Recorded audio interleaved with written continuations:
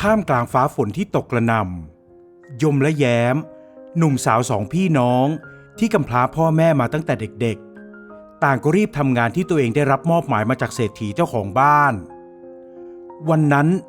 ทั้งคู่ได้ช่วยกันถากถางที่หลังบ้านโดยยมได้ถางหญ้าและเก็บหญ้าไปกองไว้เขาไม่อยากให้น้องสาวต้องทำงานหนักเลยทำงานทั้งหมดเสียเองแต่แย้มก็นิ่งดูดายไม่ได้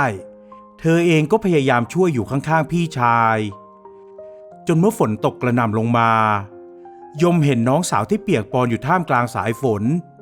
ก็เลยบอกให้เธอเข้าไปหลบฝนอยู่ที่ใต้ถุนบ้านจากนั้นเขาก็รีบทำงานจนเสร็จ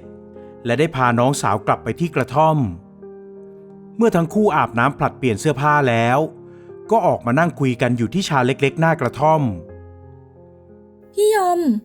เราต้องอยู่แบบนี้ไปอีกนานเท่าไหร่ต้องอดทนไปก่อนนะแล้วพี่จะรีบหาลู่ทางส่วนเองก็ต้องระมัดระวังตัวให้ดี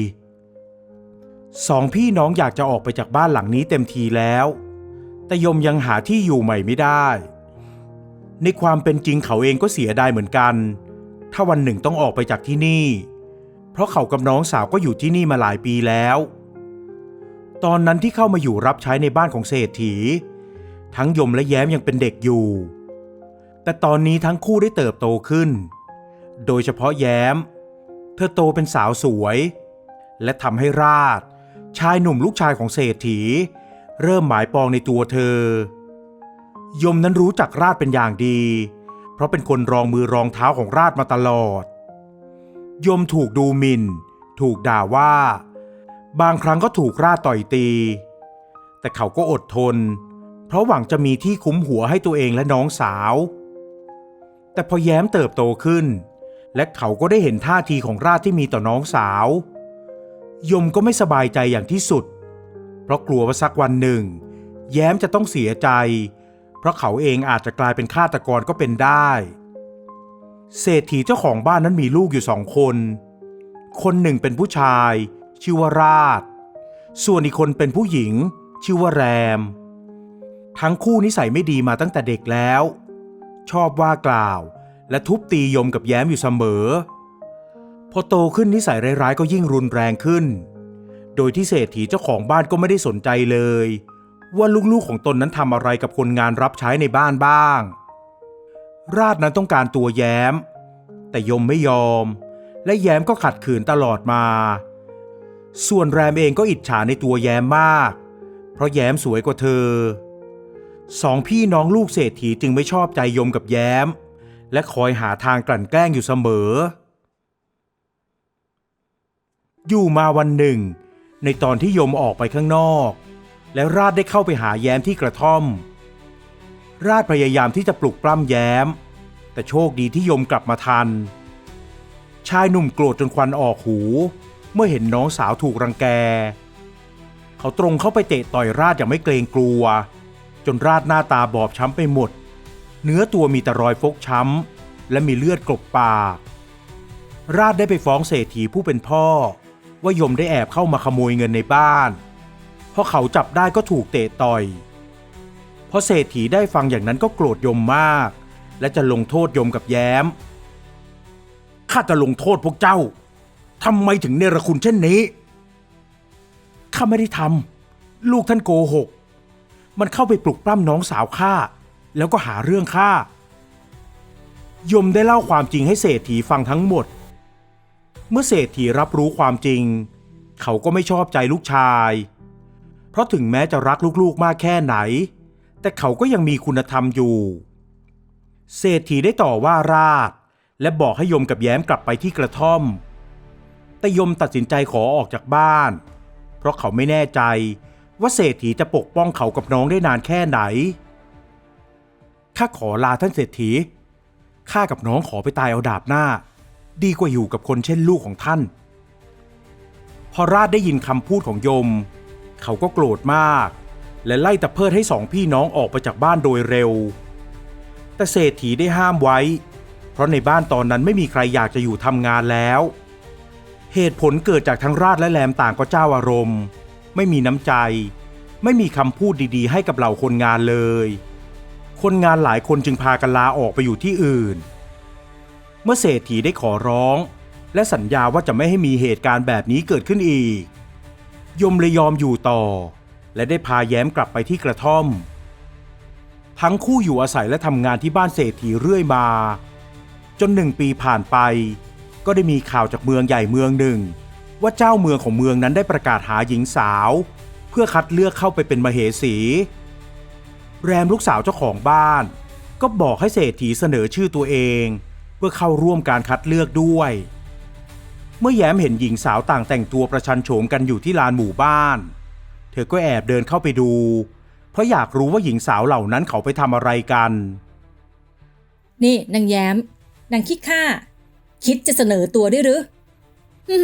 อย่างเจ้าอ่ะไม่มีทางหรอกมันเป็นเรื่องของเศรษฐีอย่าจกจงถอยไปแย้มที่ไม่ได้รู้เรื่องราวอะไรกับเขาจึงรีบเดินออกมาแต่ยมที่ได้ยินคำของแรมเขาก็รู้สึกขุ่นเคืองและนึกสงสารน้องสาวที่เป็นผู้หญิงคนเดียวที่ไม่ได้แต่งตัวสวยๆและไม่ได้ออกไปประชันโฉมกับหญิงสาวคนอื่นๆแต่เขาก็ต้องทำใจเพราะคุณสมบัติที่เจ้าเมืองวางไว้นั้นคือจะต้องเป็นสาวสวยและฐานะดีซึ่งน้องสาวของเขานั้นมีคุณสมบัติในข้อแรกแต่ไม่มีข้อที่2เลยเมื่อยมกลับไปที่กระท่อมก็เห็นแย้มนั่งซึมเศร้าอยู่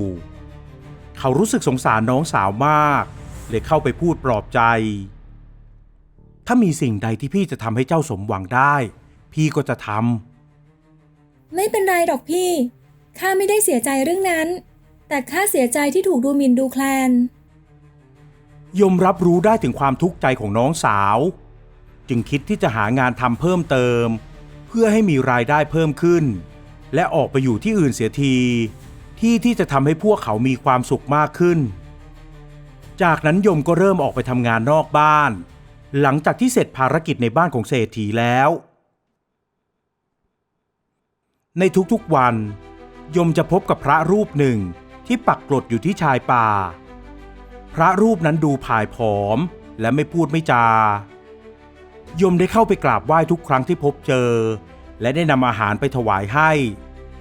เขาทำแบบนี้อยู่หลายวันจนกระทั่งวันหนึ่งเมื่อเขาถวายอาหารให้แล้วพระรูปนั้นก็ลืมตาขึ้นและเอ่ยถามเขาเจ้าอยากได้เงินอยากได้ทองหรือไม่อยากได้สิท่านใครๆก็อยากได้เงินได้ทองกันทั้งนั้นถ้าได้แล้วเจ้าจะทำอย่างไรกับเงินทองเหล่านั้นข้าก็จะนำมาเลี้ยงดูชีวิตและทำบุญสุนทานเจ้าเห็นต้นตาล5 ต้นที่ริมนาโน่นหรือไม่ไปขุดเอาเถิดมีมากมายก่ายกองเอาเกวียนไปขน3 วัน4 วันก็ไม่หมดยมหันไปมองต้นตาลที่สูงอยู่กลางทุ่งเขาอมยิ้มอย่างนึกขำและหันกลับมากราบไหว้พระรูปนั้นจากนั้นก็เดินจากไปยมนั้นไม่ได้สนใจอะไรไม่ได้สนใจในสิ่งที่พระรูปนั้นบอกในวันรุ่งขึ้นเขาก็นำอาหารไปถวายอีกแต่พอไปถึงก็ไม่เห็นกฎของพระธุดงค์แล้วพระรูปนั้นไม่ได้อยู่ที่นั่นแล้วยมรู้สึกเสียดายที่ไม่ได้กราบลาท่านแต่ก็รู้สึกสุขใจที่ได้มีโอกาสนำอาหารมาถวายในทุกๆวันเมื่อเขากลับมาจากทำงานในวันนั้นเขาก็ได้ยินเสียงเศรษฐีด่าทอราษฎร์อยู่บนเรือนใหญ่น้ำเสียงของเศรษฐีนั้นดูจะโกรธเกรี้ยวมากและได้ยินเสียงร้องไห้ของแรมด้วยยมจึงรีบเดินไปหาน้องสาวที่กระท่อมมีเรื่องอะไรกันหรือแย้มบอกกับยมว่าราษฎร์ได้ไปเล่นการพนันและนำบ้านกับทรัพย์สินทุกอย่างไปพนันขันต่อสุดท้ายก็พ่ายแพ้หมดตัวและอีกไม่กี่วันข้างหน้าเจ้าหนี้ก็จะมายึดบ้านกับทุกอย่างไปเขาเลยเข้าใจแล้วว่าทำไมแรมถึงร้องห่มร้องไห้เพราะตอนนี้เท่ากับว่าแรมไม่ได้เป็นคนมีฐานะแล้วและไม่สามารถเข้าคัดเลือกเป็นมเหสีได้แล้วด้วยคืนนั้นยมได้นั่งเล่นรับลมอยู่ที่หน้ากระท่อมเขาคิดถึงคำของพระธุดงค์ขึ้นมาจากนั้นก็บอกให้น้องสาวปิดประตูหน้าต่างให้แน่นหนาและเขาได้คว้าจอบย่องออกจากบ้านไปและที่ทุ่งนาตรงต้นตาล5 ต้นนั้นก็มีเงาของยมกำลังขุดดินอย่างตั้งใจพอรุ่งเช้าแย้มที่ตื่นขึ้นมาก็เห็นพี่ชายนั่งยิ้มกริ่มอยู่ จ้าเตรียมตัวเป็นมเหสีได้เลยน้องพี่ พี่เป็นไข้หรือ พี่เพ้อเจ้อไปแล้ว ไม่กี่วันต่อมาที่บ้านของเศรษฐีก็มีเรื่องวุ่นวายเกิดขึ้นเพราะเจ้าหนี้ได้มายึดบ้านกับทรัพย์สินทุกอย่างที่เศรษฐีมี แรมนั้นนั่งร้องไห้อยู่ในห้องส่วนราชและเศรษฐีต่างก็พยายามอ้อนวอนขอผลัดผ่อนและขอความเห็นใจแต่เจ้าหนี้ก็ไม่ใส่ใจยมที่ยืนมองเหตุการณ์อยู่นั้นก็ได้เดินขึ้นไปบนบ้านพอราชเห็นเข้าเขาก็ไล่ตะเพิดให้ยมลงไปจากบ้านของเขาไอ้ยมไอ้ขี้ข้าลงไปจากบ้านของข้าเดี๋ยวนี้นะยมไม่สนใจคำพูดของราชและหันไปพูดกับเจ้าหนี้ว่าตนนั้นจะขอซื้อบ้านของเศรษฐีรวมทั้งทรัพย์สินทุกอย่างกลับคืนโดยที่เจ้าหนี้จะเรียกราคาเท่าไหร่เขาก็ให้ได้ทั้งนั้นเมื่อยมพูดจบทั้งเศรษฐีและราชต่างก็อ้าปากค้างส่วนเจ้าหนี้เองก็พอใจและบอกราคาที่ตนเองต้องการในวันรุ่งขึ้นเมื่อเจ้าหนี้มาหายมตามสัญญาเขาก็เห็นเงินทองเต็มเกวียนไปหมดเมื่อเจ้าหนี้รับเงินทองไปแล้วยมก็เข้าครอบครองบ้านของเศรษฐีและเป็นเจ้าของทรัพย์สินทุกอย่างที่เคยเป็นของเศรษฐีเศรษฐีผู้เป็นอดีตเจ้าของบ้านได้แต่นั่งคอตกยอมรับในสิ่งที่เกิดขึ้นทุกอย่างและพร้อมที่จะออกไปจากบ้านแต่ยมได้บอกกับเศรษฐีว่าเขาจะไม่ใจดำกับเศรษฐีโดยเขาจะให้เศรษฐีไปพักที่กระท่อมหลังเล็กท้ายสวนเขาอนุญาตให้เศรษฐีอยู่อาศัยได้จนกระทั่งสิ้นลมแต่ข้ามีข้อแม้นะข้อแม้อะไรหรือลูกของท่านทั้งสองคนต้องอยู่รับใช้ข้า